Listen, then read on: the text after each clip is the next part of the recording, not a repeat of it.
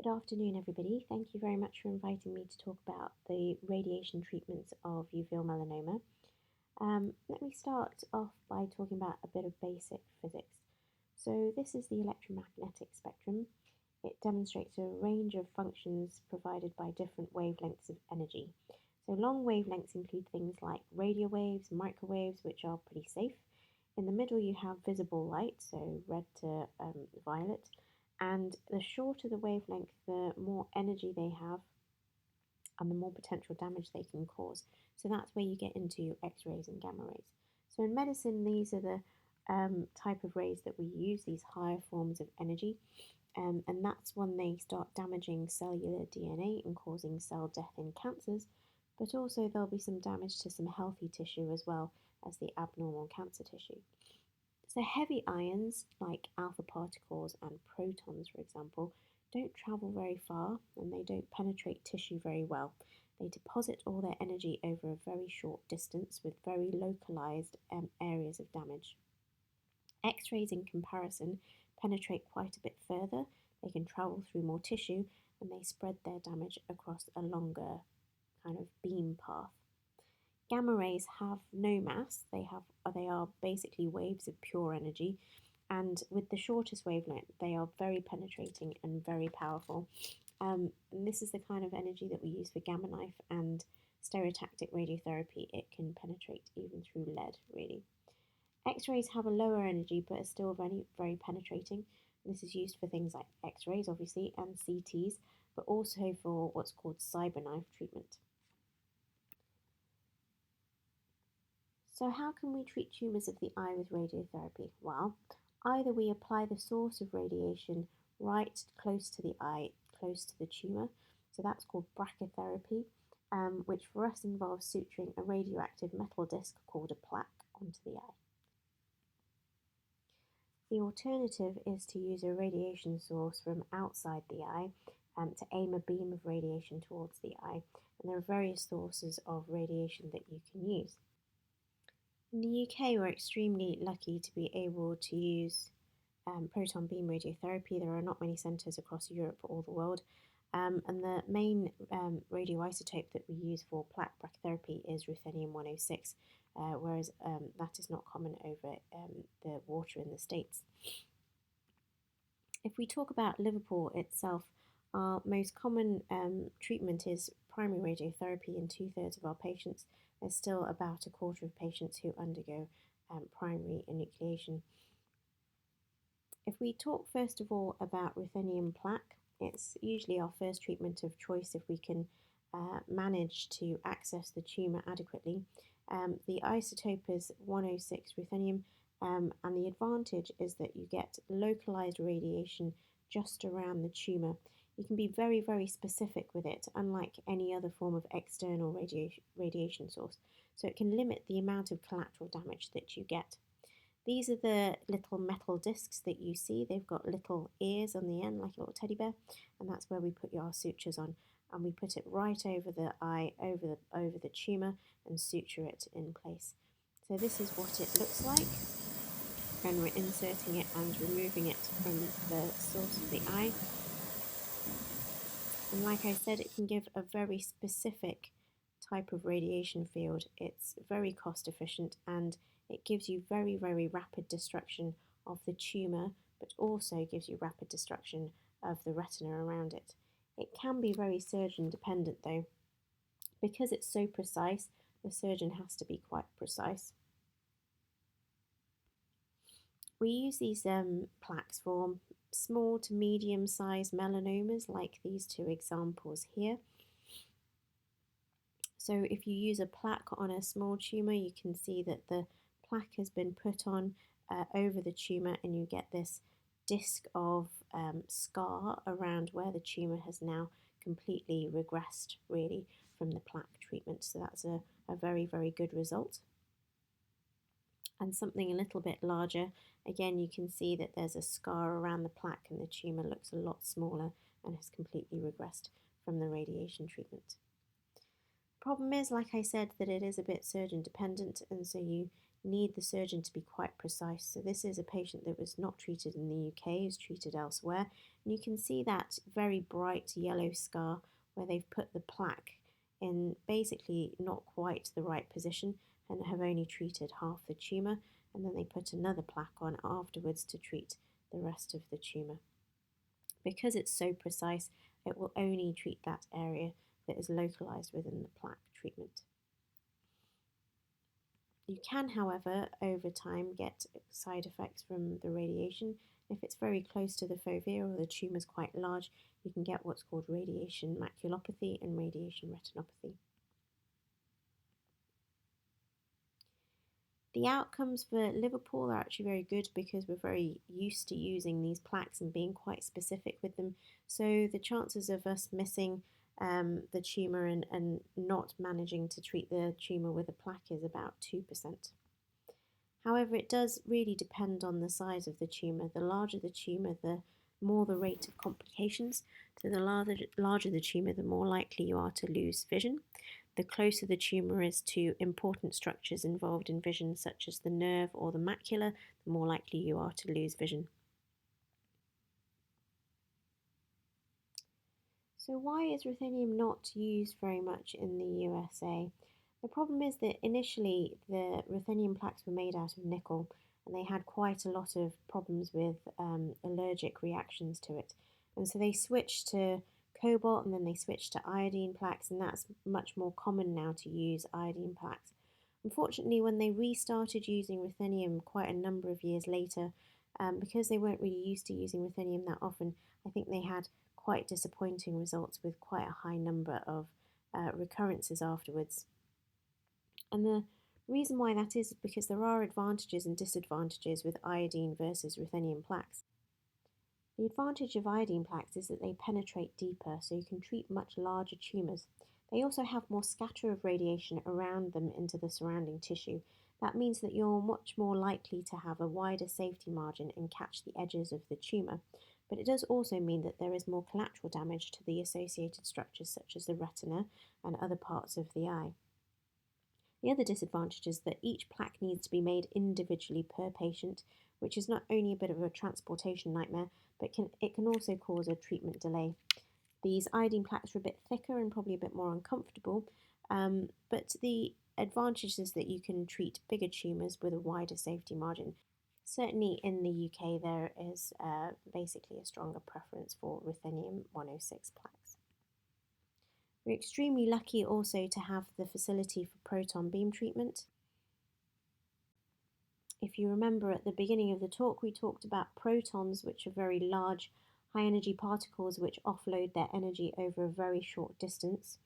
So what that means is about the Bragg peak, and you may have heard about the Bragg peak. If you look at the X-ray curve that's labelled in pink, you can see that X-ray releases a lot of energy over a very long distance, and it drops off very, very slowly. So all that energy keeps going on and on into tissues that go behind and beyond whatever you're trying to treat. The proton white curve, however, stops very abruptly, and that's your Bragg peak. And this is as the protons dump all their energy very abruptly. And it only goes beyond that area you want to treat by about 2 millimeters. And that's why it's so great for a small organ such as the eye, where you can minimize the collateral damage that you create. And it's also excellent for brain tumours, where you can focus on one area and not have radiation go beyond to the rest of the brain behind. So protons work really very, very well. We are now in Liverpool using more and more proton beam. It has very high success rates. It's not as surgeon dependent as plaques. It is a lot less aggressively destructive to the retina, and it can treat larger tumours than we've been previously treating. However, it is very expensive.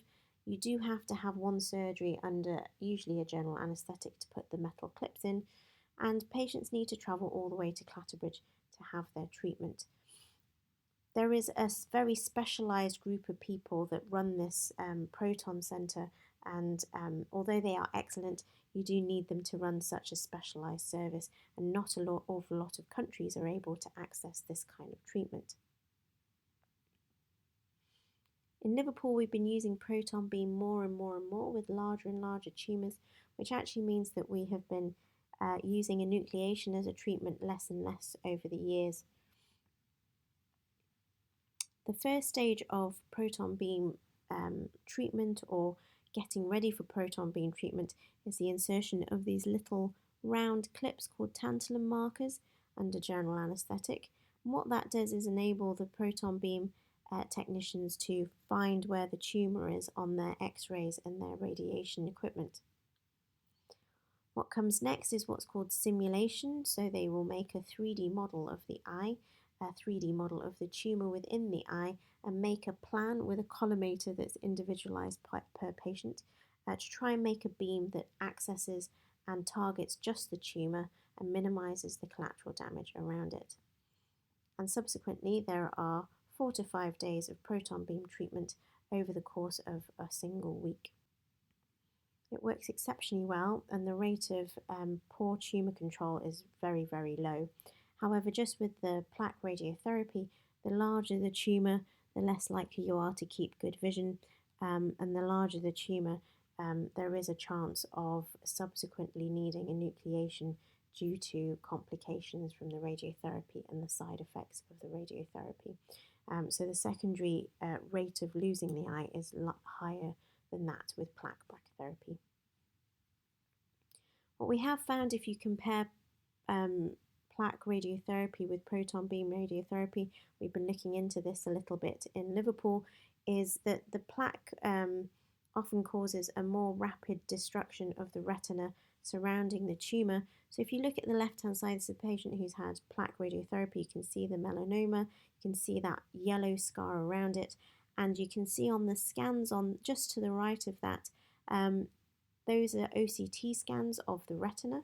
So the retina should look more like the right-hand side, where there's lots of different layers, but very, very early on the left-hand side of each of those scans, you can see that the retina has been quite destroyed very, very quickly by the plaque radiotherapy. The patient on the right-hand side, however, has had proton beam radiotherapy, and you can see that their retina actually doesn't look too bad even after 2-3 years. And so proton beam seems to preserve the retina a lot longer with a lot more function. And if you look at vision in patients after proton beam, they tend to keep vision a lot longer than those who have plaque if there are structures involved in vision within the radiation field, such as the nerve or the macula. So it's because of this we treat certain types of tumours with proton beam, tumours near the nerve, tumours near the macula, larger tumours nowadays, and iris tumours because it's so localising.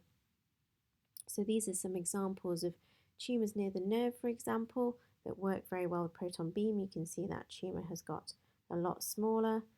Tumours near the macula, they preserve more vision than if they have plaque brachytherapy.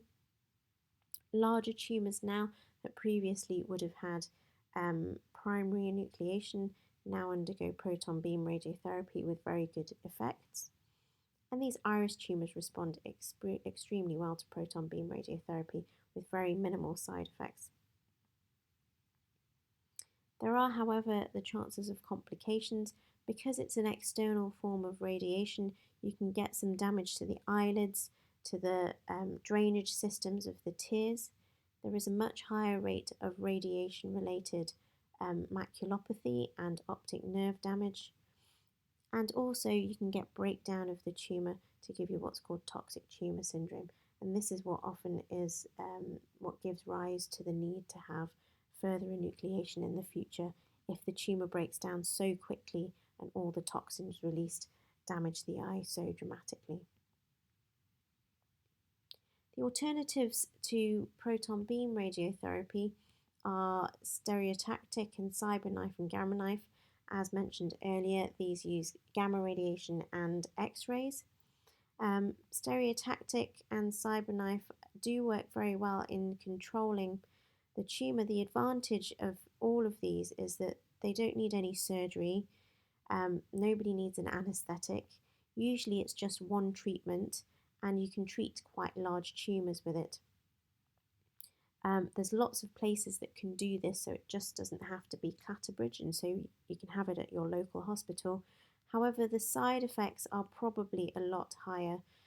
We don't have an awful lot of data on CyberKnife, but I think they probably have less good vision and less good outcomes than Proton Beam. Sheffield use stereotactic radiotherapy quite a bit. They've published a bit of data on the Proton Beam versus stereotactic. Certainly in terms of getting good control of the tumour is about the same, and it works very well with stereotactic, but the Proton Beam patients tend to keep much better vision. So because we're so lucky to be able to access Proton Beam, we would prefer that. But if patients are unable to go through surgery to have their markers put in, are not well enough really to travel to Clatterbridge, for example, especially for 4 doses of radiation, then we would choose stereotactic as an alternative.